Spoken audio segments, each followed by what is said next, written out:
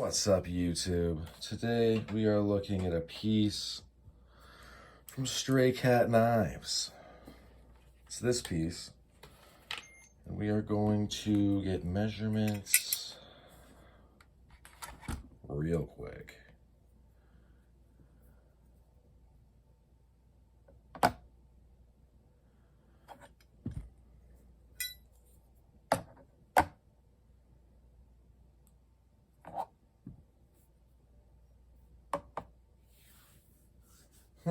Okay. Interesting.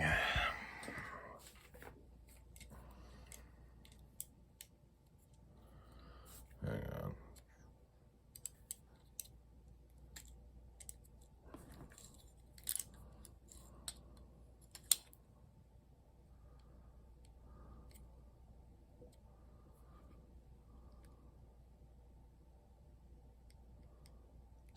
It's just about 3/8. I'm assuming they're all gonna be just about 3/8. Which, if you've watched the channel for a while, you have a really weird memory. You know, 3/8, in my opinion, is one of the best measurements, the best widths for like skinnier knocks. That makes sense. All right, so anyway, we got this one, the high top with a spike, or I sometimes call it a spur. These kind of reminds me of like spurs on roosters. And we got the,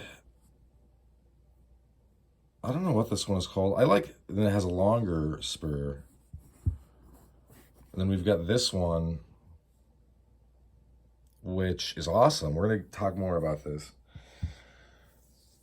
I really like, as far as the overall designs, this one I think is probably the most practical in my opinion. I like this one a little bit more, but this one is just kind of made to go type of thing. And I really like how, like right here, centers all of the force. Nice finish on this one. I like this one a lot too. I like the aesthetics of it.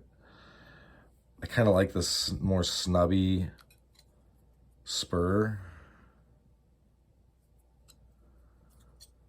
Even though I think these would kind of, well, I'd actually have to test these like for real. I'd have to go like punch a bunch of stuff. And I mean, not that I don't punch stuff. Believe me, I'm out there punching all kinds of stuff. But I mean, I would have to basically tear these things up if I was going to be like, you know, I broke so many, I broke boards, and then I smashed these cinder blocks and blah, blah, blah. And I just to find out like which one focuses the force more, it's probably this. I like this one a lot though. All right, so this one is very, very well done. I got it because, I mean, the finish on this one is so nice. That's why I did the measurements first, because I feel like I'm just gonna gush about this piece. But it's just been a little time in my pocket, so it does have a little bit of carry wear on it. But I mean, look at, I'm gonna try to get this.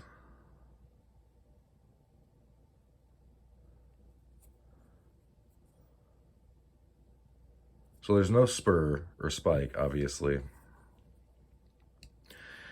And I got this honestly for like, kind of like a work carry. Simply because it turns out when you carry a bunch of stuff around in your pockets, some things become kind of like a premium spaces. And this really sits well in the pocket. Really, really well. Stray Cat Knives, I'm going to link his stuff up down below. Does auctions pretty much Monday through Thursday or Friday. Not so much the weekends. And he keeps asking me, you know, just if you want me to make you something, just ask. That would make more sense than what I'm doing. But so like I basically try to snipe or like swoop in and get pieces that people sleep on. And but this was one that like just was totally slept on. Nobody bid on it. Um, Auction is closed up for the night, and I was like, whoa, let me buy this. And of course he did. But I mean, dudes, it is what it is that this is so good. This was $90 shipped. That's it.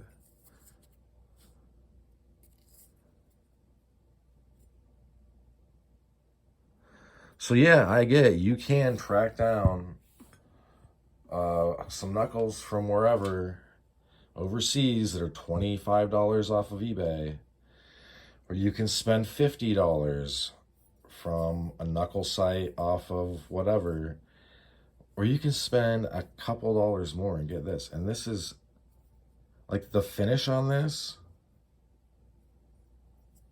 is like mwah, chef's kiss. Mwah. Um, and when I got this in the mail and I saw how nice this was, because it's hard to see in photos, but I had a good idea. That's why I wanted it, obviously. I also wanted it simply because, like, I've started carrying this sort of knuck in my front pocket, which is kind of why there's a decent amount of wear on this. Also, because the finish was so nice and even. But yeah, it's not having the spur just makes it a little bit more comfortable, having it be as low profile as possible. And all, but you are, I mean, you could still, this is still gonna, you could still use this as a cubiton. You could still, swing this up, and so obviously you could punch. I guess some people don't like these because they don't have a palm brace. And granted, it's a little bit of a softer hit than if you had a palm brace.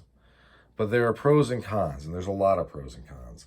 One, if I have this, I could potentially hold a knife. I could open a door. I could drive. I could grab a shirt. I could grab your hair. It is what it is. Whereas if I have a palm brace, I'm not going to be able to do that. But that means like the kinetic, if you want to call it a drive chain, if you want to think of it like that, I think that would help some people think about it. It helps me sometimes. But if you think about it, like say you've got to transfer kinetic force. If you have a palm brace, it's just going straight almost to bone, right? Going to the bones here, and then back up your arm. Whereas this, you're having to crank your, it's not, I don't think it's that hard to do, but you put your fingers behind it, now you're ready to go. But it's not, I mean, you do have a little bit of give. Granted, and in some people, this idea that you're going to punch someone with knuckles, like to the point where if they don't lock in perfectly, like they're going to twist, they're going to push up. I feel like at that point, you've probably unalived the person. And that's probably not a good thing, honestly. You're going to be in some trouble. So potentially. So, and then going with that, check your local laws. I'm just saying that I think that these are valuable tools. The braceless knucks like this, especially the very minimalist style like this one. I'm really starting to like stuff like this. I mean, this is 4.5 ounces, 3/8 thick. It took a bunch of time to pound it out. That's what she said. Hammer it out. It looks killer. It looks absolutely killer. It does have like I said, I carried it, went to a show last night.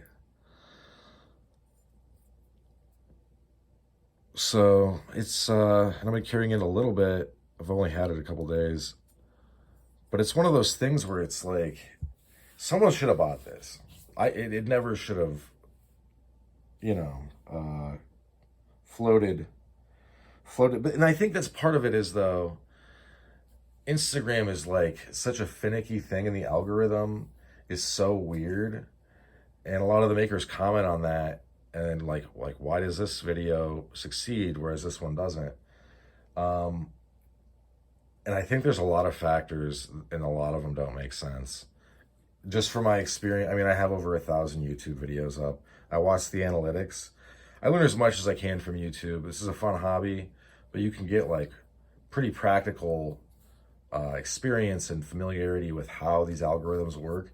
And sometimes what's going to make it work and what's going to make it not work has to do with like, because it's AI basically, and they're looking at like length, they're looking at scripts, they're looking at basically composition on the screen, like um so yeah, look, I don't even know if they really know how it works, but somehow, some way, sometimes I think that the auctions, the algorithms for those are just thrown off. I also think that people underestimate how much they are influenced by outside stuff. Like, is everybody watching the game today? Okay, if this gets posted during the game, then it's not going to get enough likes in the first hour for the algorithm to promote it. Um, it's just weird stuff. So anyway, this, I got this for a song. And I get, some people really fixate on like, well, my collection is sizable and expensive at this point. I'll grant you. I'll grant you that. I do give some of them away as gifts. But if you're just going to get one or two of these are going to last you your entire life. It's like buying an AK. Like, it's one of those things where it's like, yeah, I mean, there is nicer stuff that maybe if you were going to go to war on a range and never leave the range and always have CLP lubricant, and you're always going to have, everything at your fingertips, then yeah, this Ricky Recon AR platform is gonna, like, you're gonna be pushing thumbtacks at 500 yards. Or you have an AK and literally set on it with there's pictures of they're not Soviets because that union fell apart, but of Russians. They have like the collapsible stocks, right? They collapse all the way in, but you can lock them out, so it's like this, so the muzzle is down. There's pictures of these guys. They have it like this, right? And they have it in the ground, and they're setting on it, and they're eating breakfast. Full garrison. They're in garrison. They're in full uniform. The AKs aren't going anywhere. They're going to be around. You're not, I mean, are they a little bit trickier? Are they a little bit like you got to kind of know what's up? It's not necessarily as modular as the AR-15. We're going to get off guns because it doesn't really, it's not a one-to-one with these. I'm just saying that these are going to be around probably past when I'm around. I mean, it's like, granted, I'm middle-aged, but like, it's like a nice Kydex sheath. You're looking at like 30 to 40 years of use if you don't abuse it. You know what I mean? Maybe. I mean, I'm not a doctor of Kydex. I don't have my PhD in Kydex sheaths, but you're looking at a lot of time. And these things would last longer, especially if you took care of them. And I'm not worried about these little scratches. That's just part of it. Like, I throw things in my pocket. I have this in my pocket. But I'm surprised at how well and easily this carries. I'm going to keep carrying it. But yeah, that's about all she wrote for this one. Thanks for sticking with me to the end. Hope you folks have a good rest of your day. Bye now.